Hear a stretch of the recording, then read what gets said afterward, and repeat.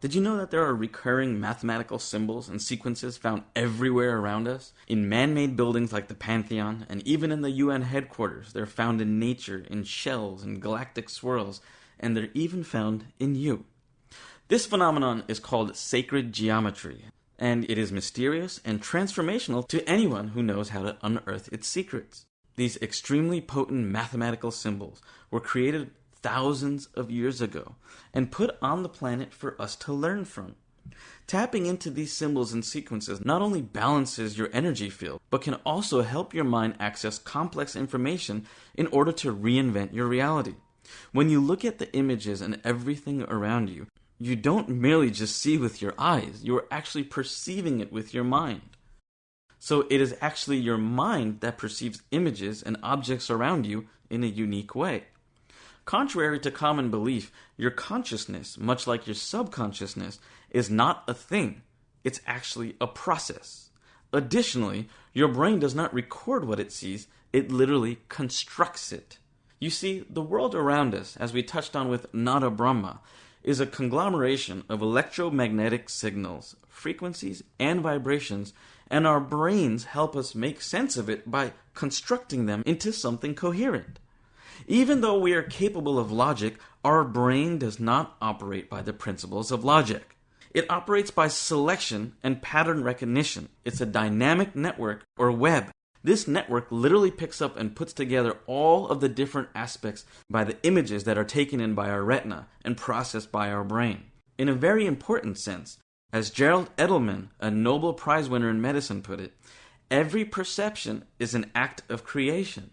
There are countless potential ensembles of neural circuits in your brain that can get linked up in different ways. However, you have to have the right criterion in order to get them to link up and create what you want.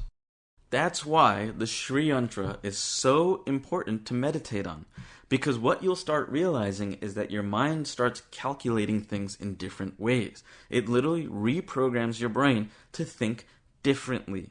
You go from thoughts to realizations. You don't think anymore. You have those bursts of energy where you just realize the entire concept in a very short amount of time, which makes you much smarter because you're looking at the whole thing instead of just a piece of it. The Sri Yantra and all its angles and all the different pieces that are in it and all the different triangles and all the different figures that are there was specifically created to allow you to do this. Some of the criteria that your mind uses to construct and create layers within a series of numbers is also called the Fibonacci numbers. In the 12th century, Leonardo Fibonacci discovered this simple numerical sequence, which is connected to and more accurately converges on phi. What I mean by converges is that the Fibonacci numbers are the foundational mathematical sequence that leads up to the existence of phi. Phi is also known as the golden mean or the golden ratio. Here's a simple explanation. Starting with 0 and 1, each new number in the sequence is simply the sum of the two before. So we have 0, 1. The next number will be 1. Then 1 plus 1 equals 2. Then the next number is 3, then 5, then 8, 13, 21, 34, 55, 89, 144. The ratio of each successive pair of numbers in the sequence approximates the number phi. 1.618039. That's pretty cool, right? The really mind-blowing part of this sequence is that it occurs in nature, in shells, in the tails of seahorses, in flowers, in food, and even you, in the proportions of your body, down to the very construction of your brain. As I briefly touched upon before, a Greek sculptor and mathematician studied phi and applied it to the design of the sculptures for the Parthenon. The Egyptians have used this sequence and phi in the design of the Great Pyramids. Plato considered the golden section to be the most binding of all mathematical relationships and the key to the physics of the cosmos. Leonardo da Vinci found the mathematical relationship to be so special that he called it the divine proportion. This instance arose when da Vinci provided illustrations for a dissertation published by Luca Pacioli in 1509 entitled De Divina Proportione, directly referring to the Fibonacci numbers. Even the Renaissance artists extensively used the Fibonacci sequence in their paintings and sculptures to achieve balance and beauty.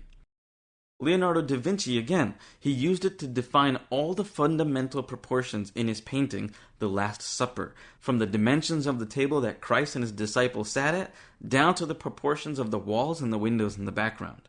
You see, the number phi and everything is also what the Sri Yantra is made of. Describing this proportion as golden and divine really seems fitting, because the sequence and the ratio helps to open our minds to a deeper understanding of beauty and even the universe at large.